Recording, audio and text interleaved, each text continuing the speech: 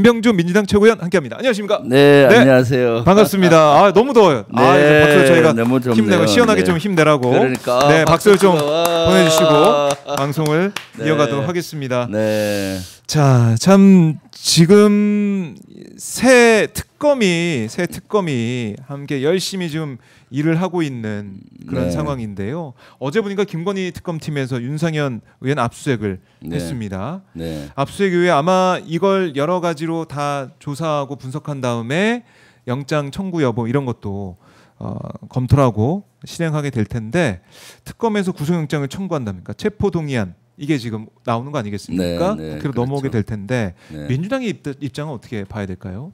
만약에 온다면 체포동의안 온다면 지금 뭐 시간이 좀 남아 있긴 하겠지만 궁금해하시더라고요. 또 많은 분들이. 아, 그래요? 예. 뭐 체포 동의안은 개별 국회의원이 그 헌법 입법 기관이잖아요. 네. 개별 의원의 자유에 맡겨서 투표가 되면은 체포 동의안이 가결되지 않을까 생각이 듭니다. 체포동의안 가결될 네, 왜냐하면 가능성이 이번 김건희 특검 플러스 3개 특검은 관련돼 있는 경우는 오랫동안 우리 그 국민들이 이것을 꼭 특검을 해서 네. 진실을 밝혀달라라는 열망이 있었잖아요. 네. 그래서 이루어지는 거고 그럼 특검을 제대로 해야 될 거 아닙니까?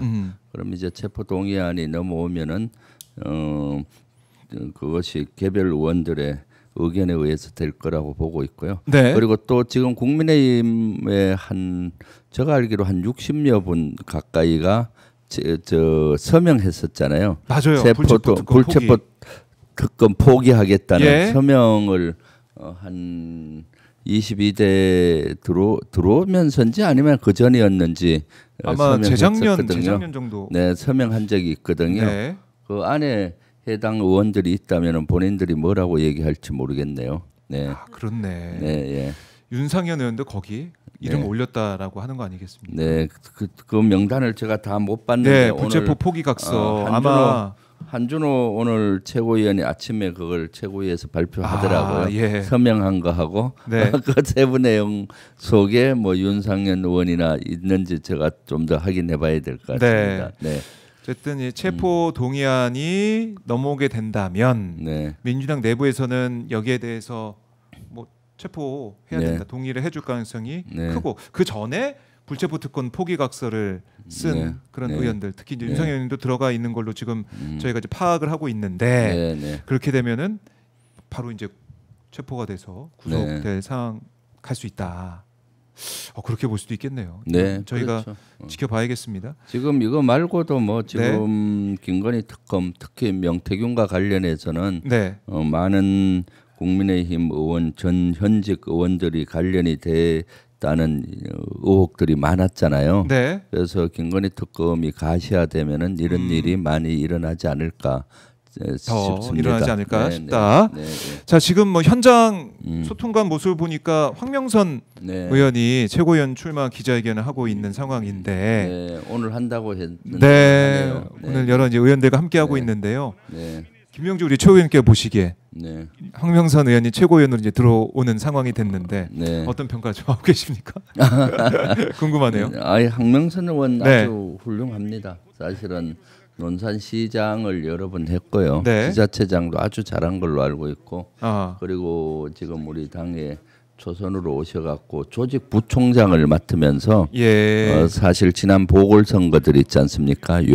용강군수라든가 뭐 그런 선거에서도 진두지휘를 해서 네, 승리로 이끌었고요. 그리고 이번 대선에서도 아주 공을 많이 세웠죠. 아주 인품이 훌륭하고 네, 그리고 또 능력도 있고 그래서 아마 황명선 의원이 최고위원이 된다면은 아주 그 이재명 정부 성공을 위해서 아주 같은 멤버로서 잘 할 것 같은데 지금 최고위원 이제 혼자 나오는지는 모르겠어요. 또 다른 후보자가 있는지. 그래서 내일까지니까 제가 등록이. 최고위원들은 중립을 지켜야 돼서 혼자라면은 제가 황명선 의원 찍어달라 이런 얘기를 할 수 있을 텐데 네. 지금 어떻게 될지 몰라서 중립을 지켜야 돼서 당 대표 선거와 최고위원 선거에서 세부적인 표현은 제한이 됨을 이양해 주십시오. 근데 저는 황명선 의원하고 개인적으로는 친해요. 네, 아주 개인적으로 친하다. 네, 네. 네, 내일까지 뭐 일단 지켜보죠. 얼마나 또 많은 후보들이 나오게 될지는 좀 더 지켜봐야겠습니다. 네, 현재로서는 제가 알기로 황명선 의원 혼자 나오는 걸로 알고 있는데, 예. 근데 또 뚜껑 열어봐야 되잖아요. 예. 내일까지 누가 또 이렇게 출마를 할지. 예. 네, 하고 오늘 당무위원회 이런 그 최고위와 당무위원회 이런 걸 했었는데 단독 출마일 때는 권리당원들 조금 바꾸고 있거든요. 예. 권리당원들의 찬반으로 이렇게 하는 걸로 지금 당규를 바꾸는 작업을 하고 있습니다.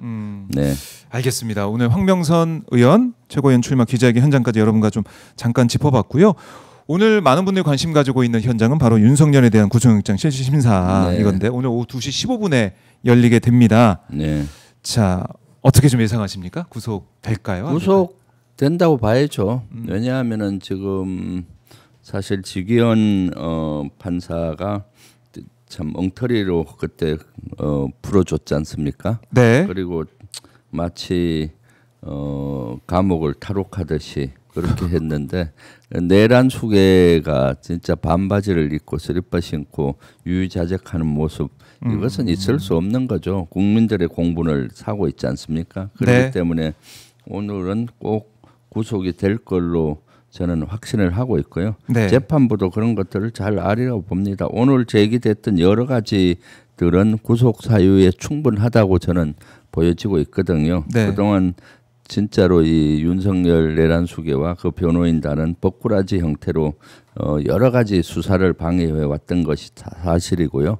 개헌 포문 사후 작성 그런 문제에 있어서도 조작된 것이 아니냐 뭐 이런 것들이 구속 사유로 충분하다고 보고 네. 만약 구속 영장이 기각된다면은 어떨까요?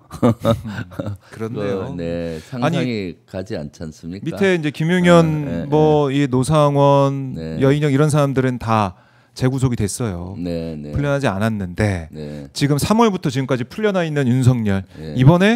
이번에 이 특검의 영장 청구에도 만약에 영장이 발부되지 않는다 그러면은 국민들의 이 분노의 목소리는 정말 커질 것 같습니다. 윤석열이 구치소에서 풀려나서 화려한 저는 휴가라고 화려한 휴가 표현하고 싶은데 네. 화려한 휴가는 끝나고 오늘 기경 날짜다 구치소로 휴가 끝나고 이제 복귀 복귀날이 아닐까 하는 저 개인적으로는 그런 생각을 해봐요. 그때 구치소에서 풀려날 때 막 네. 웃으면서 그 지지자들한테 네, 환호하고 할 때 예.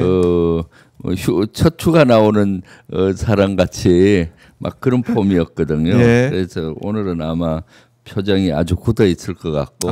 네. 그래요. 이 사법부의 판단을 저희가 봐야겠지만은 구속될 가능성이 커 보인다는 말씀을 많은 분들이 계속 해주고 계신데 일단 윤석열 이제 혐의 네. 이 중에 외환 유치죄 이 부분 이건 좀 빠졌더라고요. 네. 내란 특검에서 더 수사를 한다라고 얘기를 하고 있는데 네. 이게 좀 빠진 이유 이게 좀 어떻게 보십니까? 그러니까 외환죄는 아직 수사가 덜 됐다. 덜 됐죠. 예. 증거 확보라든가 이런 것들이 미진하기 때문에 그거는 빠지고 혐의가 6개 정도 이렇게 네. 구속 영장에 표현이 돼 있다라고 돼 있잖아요. 예. 현재 사실은 외환죄는 수사가 진행 중인 것 같고 조사할 양도 많고 증거 확보도 많이 해야 되기 때문에 빠진 걸로 보이고요. 네. 그렇지만은 외환죄는 꼭 이것은 밝혀야 된다. 그동안 내란에 대해서는 그래도 그동안 뭐 공수처든 경찰이든 검찰에서 어느 정도 수사를 했는데 네. 그것도 뭐 빙산의 일각이지만 외환죄는 수사를 못했잖아요. 그렇기 때문에 이번에 확실히 해야 된다라고 생각이 듭니다. 네, 확실히 해야 되고 네. 구속 이후에 이제 외환죄 관련해서 조사를 해야 된다라고 네. 보시는 건데 사실 이제 무인기를 보내서 그게 발각이 되니까 북한의 입장이 나오니까 박수치며 좋아했다는 이런 증언까지 나오다 보니 그러니까요. 국민이 너무 충격을 받았는데 이 무인기가 남포를 진입해서 주요 시설을 돌았다는 기사도 좀 나오고 있고 네, 그렇죠. 이게 어떤 의미가 있습니까? 남포는 군사 시설이 핵심 군사 시설이 많은데요. 어. 해군 기지도 있고 그 가까이에 공군 비행장도 있고 뭐 여러 가지 아주 남포에는 집중적으로 군사 시설이 있는 곳이거든요. 네. 집중적으로 핵심 군사 시설이 있는 데는 대공 방어도 촘촘히 돼 있어요.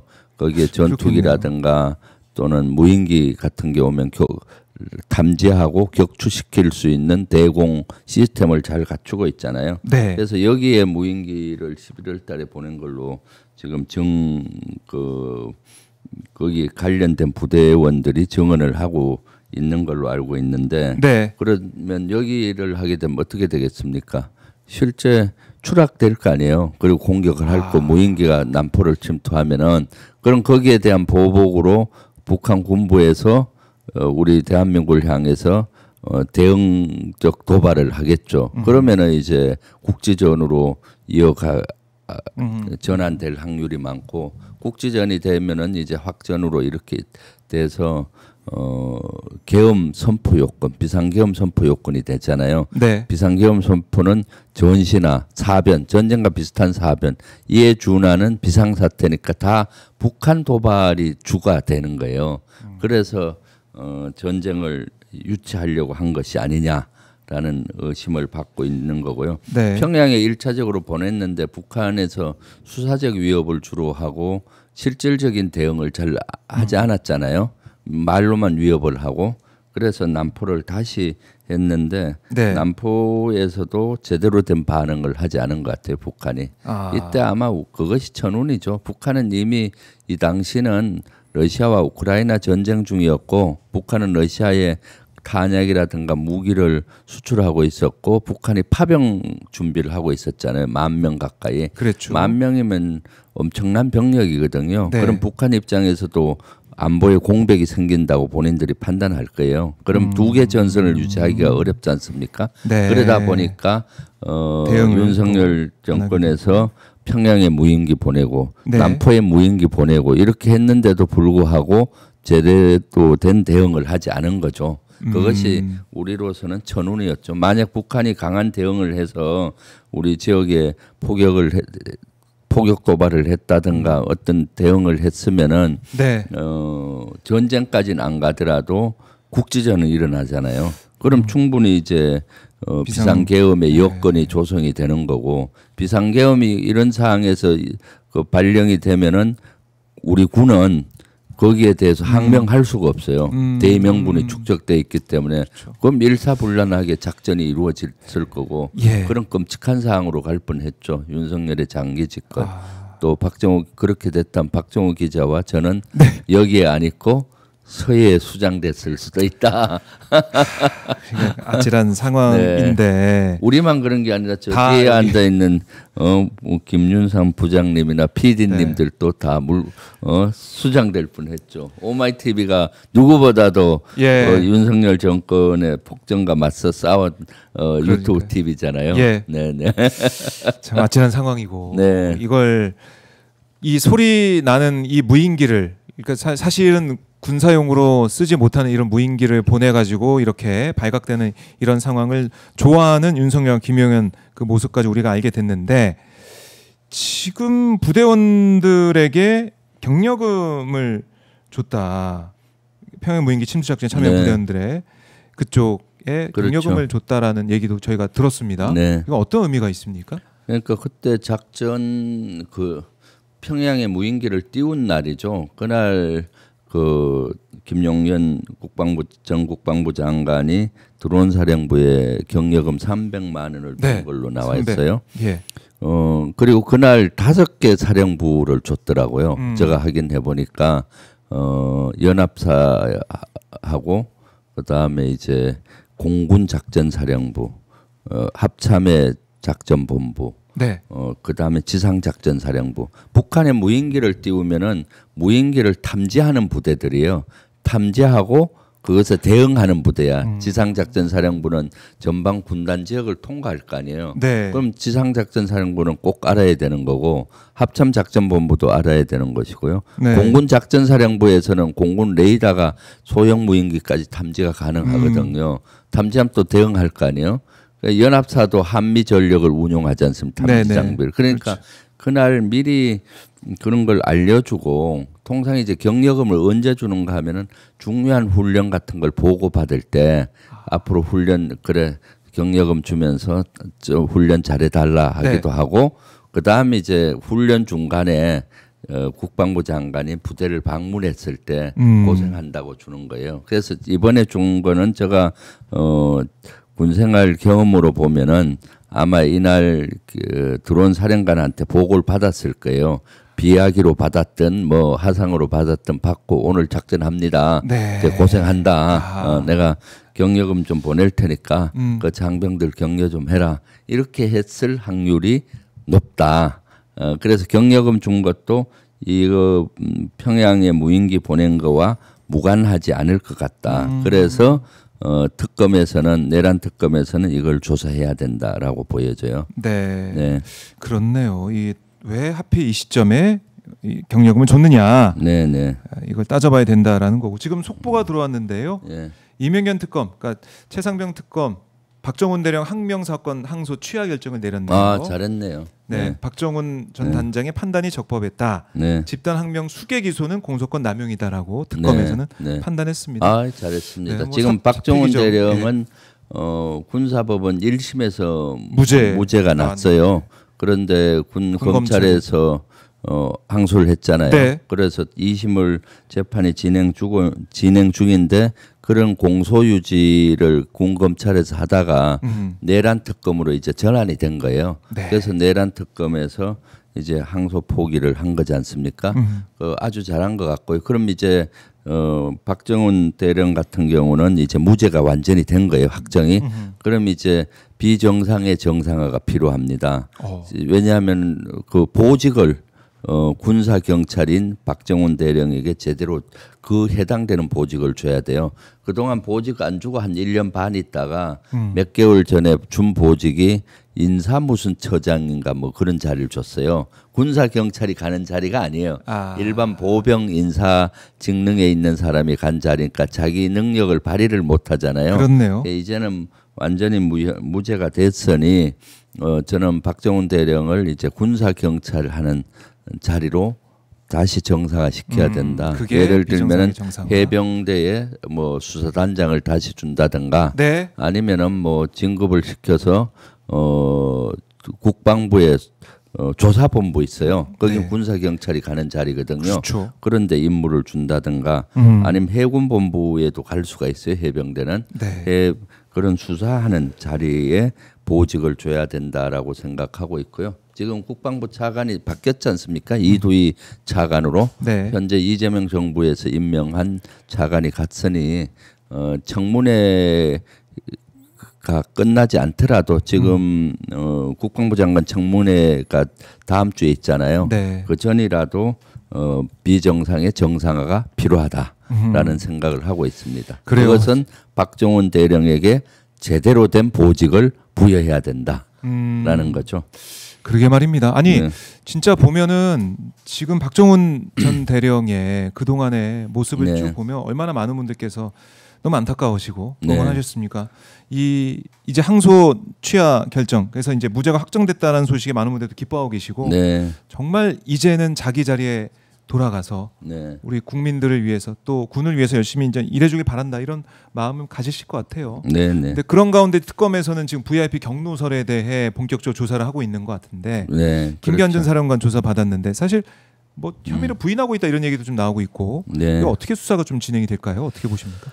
그러니까 사실은 최병 특검 같은 경우는 네. 그동안 한 퍼즐이 한 80%는 맞춰졌다고 봐요. 저를 비롯해서 우리 국방위원들이 네. 국방위에서라든가 또는 행안위에서 또는 뭐 운영위에서 여러 가지 퍼즐을 국정감사장에서나 맞춘 상태거든요. 마지막 퍼즐이 안 맞춰진 게 두 개가 있죠. 윤석열 대통령이 경로에서 지시를 한 부분 네. 이것을 밝혀야 되는 거고, 임성근 구하기에 이종호와 김건희가 얼마나 관여되고 어떻게 됐느냐, 이 두 개 분야죠. 원래는 4개 분야였는데 하나는 해결이 됐잖아요. 네. 이 박정훈 대령의 항명, 그다음 또 한 분야는 최상병의 억울한 죽음에 대한 진실을 밝혀야 되는 부분. 이 세 개가 이제 키일 것 같아요. 네. 네, 네. 그게 지금 퍼즐을 맞추고 있는 그런 과정이고 네, 네. 김태호 전 1차장도 금요일에 직권남용 피의자 소환 네. 그 일정도 네. 잡혀 있습니다. 네, 그렇죠. 김태호가 네. 중요한 증인이죠. 왜냐하면은 네. 경로를 했던 시간이 언젠가 하면은 7월 31일 날로 알고 있는데 그날 이제 대통령, 기자회견 브리핑을 남겨두고 네, 그날이죠. 네, 그날 이제 비서관 회의를 했거든요. 네. 11시 경에 안보 관련 수석 회의를 한 거예요. 그때 윤석열 대통령이 참가하고 네. 안보실장하고 김태호 차관 그다음에 김기훈 국방비서관에서 한 6명 각 임기훈 국방비서관하고 해서 한 6명 정도 참가했다 그래요. 네. 6여 명이. 그럼 그 자리에서 이제 보고를 했을 것 같고 그리고 나서 그때 막 경로를 하고 이제 전화가 가면서 이것이 왜곡되고 브리핑도 안 되고 그렇게 네. 된 거거든요. 그래서 그때 참가했던 핵심 증인이면서 핵심 목적자가 김태호 1차장 그 당시 안보실 1차장이었다라고 네. 보여지기 때문에 아마 그 김태호 1차장을 특검에서 소환을 해서 수사를 하는 걸로 보여요. 그래서 거기서 얼마나 제대로 얘기를 할지 모르겠는데 네. 김태호 1차장이 또 거기에서 대통령이 경로하면 거기에서 가만히 지켜만 받겠습니까? 그것을 수행하기 위해서 네. 무슨 역할을 했느냐 이런 것도 이제 수사를 해야 되겠죠. 단순히 윤석열 대통령이 그때 경로를 해서 네. 임성근을 빼고 뭐 이렇게 하라 지시를 하고 한 이런 분야의 수사뿐만 아니라 그 이후에 어떤 역할을 했느냐 또 그 전에 사실은 대통령실 안보실에서 이 수사에 대한 기록을 계속 체크를 했었어요. 박정훈 대령 팀이 수사한 거를 확인하고 했기 때문에 네. 그거를 아마 김태호 1차장도 보고를 받았을 확률이 있고 그랬을 때 김태호 1차장이 사전에 어떤 역할을 했느냐 네. 그리고 경로 이후에 사후에 어떤 역할을 했느냐 이런 것들이 수사의 포인트라고 보여집니다. 그렇네요. 이게 경로설도 경로설이지만 이 내란의 밤 이 관련해서 김태호가 어떤 역할을 했느냐. 네. 그렇게 하다 보면 윤석열과의 요 지금 소환은 이제 최상병 특검과 맞아요. 관련됐기 VIP 때문에 VIP 경로설가 전후의 역할을 집중적으로 할 것 같고요. 네. 아마 내란 특검에도 부르지 않겠나 싶어요. 김태호 1차장 같은 경우는 네. HID 부대를 방문한 적이 있고 또 HID가 포함된 어떤 TF를 운용을 했던 적도 있고 여러 가지 정황 증거들이 있었잖아요. 그런 것들을 이제 수사를 해야 되는 거죠. 네. 그래서 내란 특검에서도 조만간 부르지 않겠나 소환하지 않겠나 싶네요. 네. 그러니까 그동안 이제 김태호 전 차장이 사실은 내란 관련해서는 전혀 뭐 조사도 제대로 받은 네. 것도 아니고 네. 그러니까 한 발 이제 물러나 있는 그러니까 수면 아래 가라앉아 있었는데 네. 이제는 특검이 조사를 열심히 할 거다. 이렇게 저희가 예상을 해보겠습니다. 안젤레나님께서 김병조 의원님 저는 잘 모르는 군사안보 등의 내용을 알기 쉽게 네. 알아듣기 쉽게 설명해 주셔서 감사합니다. 네. 모셔주신 오마이TV도 감사해요라고 하시면서 슈퍼챗도 보내주셨네요. 고맙습니다. 안젤리나님 모처럼 들어오셨네요. 아, 그분이 제가 라이브 하면 꼭 들어오시는 그러세요? 지지자분이신데 너무 네. 감사합니다. 고맙습니다. 이렇게 제가 항상 한 두 군데 다 틀어놓는 분이에요. 그렇죠. 오마이TV에도 틀어놓고 아마 주블리 김병주에도 틀어놓고 이렇게 하시는 아주 찐팬. 열성 지지자분인데 아이고. 감사하고요. 네. 고맙습니다. 그리고 이런 특검에서 발표되는 내용이 네. 이미 그 최병 특검과 관련된 이 사건도 2년이 지나가고 있잖아요. 맞아요. 그러다 보니까 잊혀져 가고 있어서 네. 지금 저 오마이TV에서 박정호 기자님과 제가 이렇게 그 다시 구슬을 끼워 드려야 되는 거예요, 설명을. 맞아요. 그럼 이해가 금방 되지 맞아요. 않습니까? 예. 그래서 약간의 배경 설명을 곁들여서 말씀드리는 이유가 그겁니다. 맞습니다. 네, 그래서 알기 쉽게 네. 정말 다시 한번 저희가 기억을 좀 되새기면서 다시 네. 살리면서 말씀을 들어볼 수가 있는데, 자, 뭐 사실은 뭐 임기훈, 뭐 김동혁, 뭐 여러 이제 사람들 이름도 계속 거론되고 있고, 네. 김동혁은 사실 직무가 배제가 됐는데, 단장이 네. 검찰단장 직무 네. 배제가 됐는데, 임기훈 지금 국방부 총장, 전 네. 국방부실 국방비서관이죠. 네. 여전히 뭐 현직에 있는 상황이라고 제가 알고 있는데, 그렇죠. 이거 어떻게 네. 된 겁니까? 선택적인 뭐 직무 배제입니까? 어떻게 봐야 됩니까? 직무 배제는 아마 그 검찰단장 같은 경우는 네. 바로 업무와 관련이 있잖아요. 그리고 재판 내도 검찰단에서 항소를 하고 했기 때문에 네. 바로 배제하는 게 맞고, 임기훈 국방부 총장 그 당시 국방비서관을 했는데 국방대 같은 데는 총장을 하고 있는데 이거와 좀 비껴 있잖아요, 이 사항아.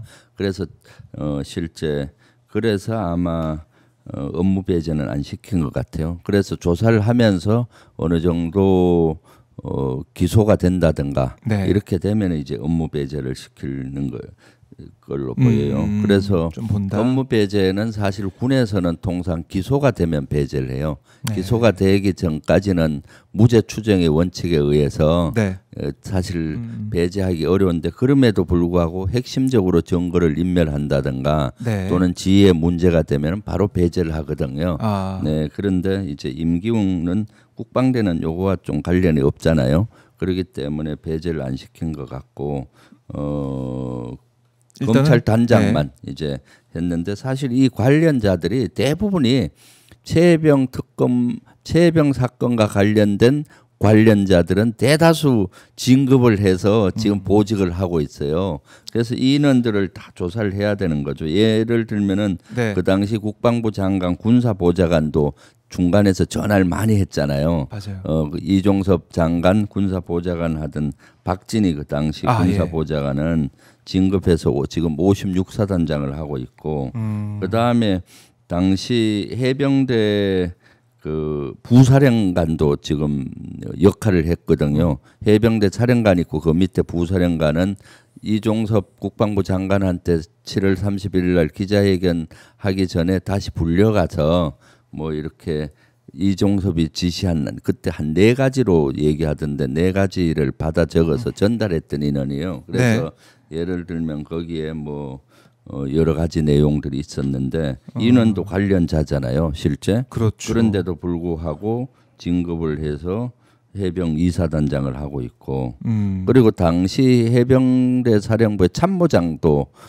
그 사령관 이런 일이 있으면 김계원 사령관, 참모장, 그다음 박정훈 대령 이렇게 다들 모여서 회의를 많이 해요. 네. 참모장도 핵심적인 역할을 했을 걸로 저는 생각이 되는데 이는또 별로 수사선상에는 없고 지금도 진급해서 사단장을 하고 있고, 네. 그다음에 국정사항실에 파견돼 있던 경찰도 그 역할을 했었거든요. 예. 그런데 그 경찰도 이제 서울 경찰청장을 하고 있는 걸로 알고 있고, 그러니까 야, 다 영전을 했군요. 다 관계된 사람을 다 영전을 하고 진급을 시켜서 입막음을 하려고 한 것이 아닌가라는 그런 추측을 저는 하고 있거든요. 추측을. 네네. 그렇게 볼 수가 있고, 네. 그리고 또 지금 밝혀지고 있는 게 임성근 전 사단장 부인과 네. 김건희 측근이 연락한 정황이 발견됐다, 이런 보도도 지금 나오고 있는데, 네.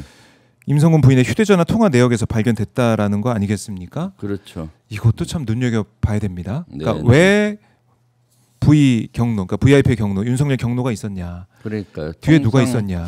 그 임성근 구하기에 이종호, 김건희 뭐 이런 연결이 있었다라고 하는데, 지금 새로 나온 것은 임성근 사단장의 부인도 역할을 한 것이 아니냐라는 의혹을 받고 있어요. 그리고 그 통화 기록도 보면은 수사기관에서 발표되고 있는 것들, 언론에서 내용을 보면은 7월 28일 날 부인하고 임성근 전 사단장하고 한 14건 정도 통화를 하고, 이날이 이제 언젠가 하면은 해병대 사령관한테 박정훈 대령이 초동 수사 결과를 보고하고 유가족대 또 알리는 날이에요. 네. 그러니까 최초로 임성근이가 과실치사 혐의 8명 중에 포함이 됐다는 보고서를 해병대 사령관한테 보고를 한 날이에요. 네. 유가족한테도 알리고 그럼 해병대 사령관은 밑에 2개 사단밖에 없기 때문에 핵심 사단장이잖아요. 네. 그럼 핵심 사단장한테 알려줬을 거예요.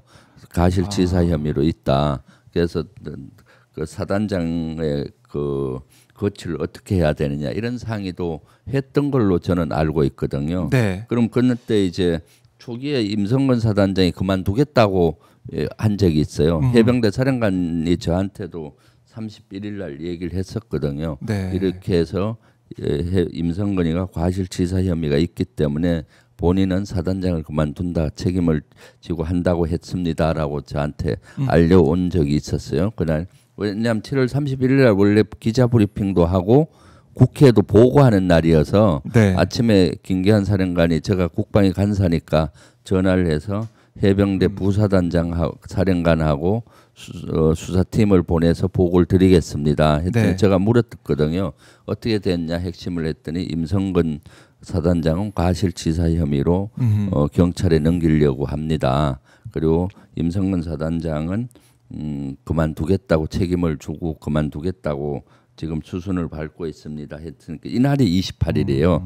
이날 부인과 14통화를 하거든요. 네. 물론 뭐 이날은 특별한 날이니까 보통 때보다 전화는 많이 할 수 있죠. 예. 근데 그리고 그 다음 날 29일 날 또 9건, 30일 날 또 4건, VIP가 경로설 당일 또 4건 뭐 이렇게 해서 평시보다 훨씬 많이 했는데 이러한 것들이 임성근 전 사단장 구하기와 구명 로비와 관련이 있지 않느냐 해서 수사 특검에서는 수사를 하고 있는 걸로 알고 있는데 네. 이런 것들이 밝혀져야 되겠죠. 자, 임성근 왜 그렇게까지 열심히 구할 수밖에 없었는지 여기에 대해서 비밀이 하나하나 드러나고 있습니다. 네. 자, 그래서 사실 그때 신문에 예. 보면은 7월 31일 쯤인가 30일쯤인가 언론에도 와서 임성근 사단장이 책임을 지고 물러난다 뭐 이런 것들이 언론에까지 공표가 됐던 것 같아요. 기정사실화 됐던 상황이었는데 그래서 저도 모처럼 이렇게 군 지휘관이 자기의 과실을 인정하고 책임지는 모습 멋있다 생각했는데 31일 대통령이 경로했다는 그날부터 분위기가 바뀌면서 네. 다시 본인이 짐 싸고 있던 짐을 풀고 다시 사단장을 한 거예요. 그리고 태도가 바뀌고 그리고 공정하게 수사했던 박종훈 대령이 오히려 항명대로 예. 집단 항명죄로 입건이 되고 이렇게 되면서 제가 고전까지는 여기에 대해서 깊게 관여를 못했었는데 네. 뭔가 잘못돼 가고 있잖아요. 아하. 그래서 그때 분열이 일어나서 이거 문제 있다라고 문제 제기하고 예. 윤석열 정권과 맞서 싸웠던 기억이 나네요. 네. 그렇네요. 자, 이제 진실의 문이 열리고 있습니다. 네. 그리고 저희가 이제 시간이 거의 다 됐는데 벌써 다 됐어요? 예, 벌써 저희가 시간이 뭐 10분 한 것 같은데 어떻게 이렇게 빨리 지나갔어요? 말씀 듣다 보니까 시간이 좀 네. 빨리 가고 있는데요. 네. 그래서 이진숙 방통위원장 얘기를 그래도 저희가 네, 좀 해야 네. 되지 않을까 싶은데 그렇죠. 네. 이진숙 방통위원장 이제 국무회의에 계속 참석하고 있습니다. 네. 참관인 자격인데 네. 근데 전혀 자기 나름대로 자기 마음대로 대통령의 이 말씀이나 이런 것들을 해석을 해서 자기 마음대로 멋대로 그걸 계속 퍼뜨리고 있다. 이런 지적이 나오고 있습니다. 그렇죠. 어떻게 보셨어요? 그 국무회의 네. 내용들은 비공개로 하는 국무회의들은 보안을 철저히 유지해야 되잖아요. 그런데도 불구하고 그때 비공개회의를 본인이 정치 목적으로 활용을 해서 공개하고 했던 것 같아요. 거기에 네. 대해서 이 대통령께서 경고를 했다라고 하는데 그 내용이 보면은 방송 3법에 대해서 뭐 의견을 물은 걸 가지고 지시가 실제 있었다. 지시가 있었다. 대통령 직속 방통위원장으로서 대통령으로부터 업무 지시를 받았다. 예. 대통령이 방송 장악, 언론 장악을 할 생각이 없으니 방통위에서 위원회 안을 만들라고 뭐 했다. 뭐 이런 식으로 왜곡해서 또 그 내용을 얘기하고 이런 것들은 상당히 안 좋은 처사인 거죠. 그래서 해서는 안 되는 처사고요. 그래서 이재명 대통령께서 경고를 한 것 같고요. 네네. 결국 그 경고가 경고로 끝나지 않고 지금 대통령실에서 나온 얘기는 뭐냐면은 이진숙 네. 위원장 지금 뭐 지시와 의견 개진이 헷갈리면 국무회의 참석 자격이 없다 이렇게까지 지금 얘기를 하고 있어요. 네. 그리고 지금 저는 뭐 이진숙 그 위원장은 스스로 거취를 결정해야 된다고 봐요. 감사원에서도 주의를 받았잖아요. 네. 정치 중립 의무 위반이잖아요. 그 지난 9월달에 보면은 유튜브 채널 보수 유튜브 채널과 SNS 글 이런 것들을 보면은 민주당이나 좌파 집단은 우리가 상상할 수 있는 모든 것을 하는 집단이다. 뭐 보수의 여전사 뭐 이런 것들이 있어서 예. 정치적인 중립 의무 위반 아니냐라는 그때 논란이 됐었고 감사원에서 조사를 했는데 결국 주의를 준 건데 이건 솜방망이 처분이거든요. 강한 처분이 필요한 걸로 보이고 이 정도 되면은 본인이 스스로 거취를 결정을 해야 되는 거죠. 네. 네, 그렇지 않고 끝까지 이제 버틸려는 생각이 아닌가 이런 많은 분들이 또 지적을 하고 계십니다. 뭐 내년 지방선거를 뭐 노리고 있는지 모르겠지만은 네. 어쨌든 이렇게 계속 국무회의도 참석해서 뭐 손 들고 할 말 있습니다 막 회의 끝나기 전에 네. 발언권 얻으려고 막 그런 모습 이런 것들에 대해서 지금 대통령실 또 이재명 대통령도 그냥 이걸 이제 보고 넘어가지 않겠다는 생각을 좀 하시는 것 같아요. 네, 네, 그렇죠. 거기에 대한 네, 네. 대통령실도 이재명 대통령의 어떤 조치가 있지 않을까 네. 그렇게 생각을 더 해보겠습니다. 네. 자, 오늘도 김병주 우리 의원과 함께 열심히 달려봤는데요. 참 날씨가 너무 더워가지고 네, 그렇죠. 참 나의 활동하기가 너무 어려운 그 시절인데 네. 그래도 지치지 말고 현안에 있어서 또 특검 상황에 있어서 하나하나 저희가 관심 갖고 또 하나하나 살펴보는 게 네. 우리 대한민국 깨어있는 대한민국의 모습이 아닌가 이런 생각도 들어요. 네, 네. 앞으로 열심히. 오마이TV 더 자주 해야 될 것 같아요. 더 자주? 왜냐하면 특검 3대 특검에서 계속 발표가 나오고 있는데 맞아요. 이것을 다시 이해하기 쉽게 좀 우리 시청자분들께 설명할 필요가 있는 것 같아요. 설명할 필요가 그래서 있다. 오마이TV에 제가 더 자주 나와서 해야 되지 않나 하는 알겠습니다. 생각을 맞습니다. 하고 있습니다. 왜냐하면 일주일 지나서 하면은 시기를 놓치는 것 같아요. 맞아요. 적절하게 시기 적절하게 해야 되는데 적절하게 네, 예. 열심히 한번 또 고민해 보십시오. 알겠습니다. 자, 주불리 김병주 이렇게 보고 네. 있는데요. 51만 넘어서 이제 100만에도 향해서 가고 있는 네. 주불리 김병주. 아직 구독 안 하신 분들 구독을 꼭 해주시고 네. 응원해 주시면 고맙겠습니다. 의원님. 비서 오늘도, 예, 지금 너무 덥잖아요. 너무 더워요. 어떻게 해요? 더위를 해결하는 방법 하나 얘기해 드릴까요? 네네네. 몰입을 하는 겁니다. 몰입. 예, 어떤데 몰입을 하면은 네. 그 더위로 잃을 수가 있잖아요. 그래서 맞아요. 독서를 하는 방법도 있고 더 좋은 방법은 더 좋은 방법. 오마이TV와 주불리 김병주 유튜브 몰아보기. 몰아보기 한번 해보세요. 그러면 그렇네. 와 재밌다. 거의 느낄 새도 없이 다 날아가 버리겠네요. 네. 그리고 지금 3대 특검이 이루어지고 있기 때문에 네. 그 예를 들면 과거에 청문회 때나 또는 뭐 국정감사 때 최병 네. 이 사건에 대해서 집중적으로 파헤쳤던 그런 거 찾아서 몰아보기 를 다시 한다든가 한번 되새겨보고. 하면은 그때 이미 다 다루었던 거잖아요. 네, 그 그러면 특검이, 좋을 것 같아요. 예, 네. 들여다보고 있으니까 네. 많은 분들 또 몰입을 통해서 주불리 김병주 오마이TV 함께 해주시면 고맙겠습니다. 네. 의원님 말씀 잘 들었습니다. 네, 감사합니다. 고맙습니다. 네. 자, 지금까지 민주당 김병주 최고위원과 말씀을 나눠봤습니다. 자, 이렇게 날씨가 너무 덥지만 그래도 저희 오마이TV는 매일매일 여러분과 함께하고 있습니다. 잠시 뒤 1시 40분에 제가 다시 돌아와가지고요. 특검 뭐 얘기도 우리가 많이 했지만은 윤석열 영장실질심사가 2시 15분부터 서울중앙지법에서 진행이 됩니다. 이 현장 모습 여러분과 함께 하면서 오마이TV 윤석열 구속길에 서 있는 윤석열의 그 모습도 지켜보겠습니다. 자, 벌써 이제 점심시간이 다 돼가는데요. 여러분들 너무 날씨가 더운데 그래도 시원한 물 자주 드시면서 건강 잘 챙기시고 오늘도 힘내시길 바라겠습니다. 저는 잠시 뒤에 1시 40분에 다시 돌아오겠고요. 11시 40분부터 최진봉 보이는 라디오 최진봉 황명선 방금 우리가 기자회견 현장 보셨죠? 최고위원 출마한 황명선 의원의 또 인터뷰 진행이 되니까요. 그 현장도 인터뷰도 함께 해주시면 고맙겠습니다. 여러분 잠시 뒤에 뵙겠습니다. 감사합니다.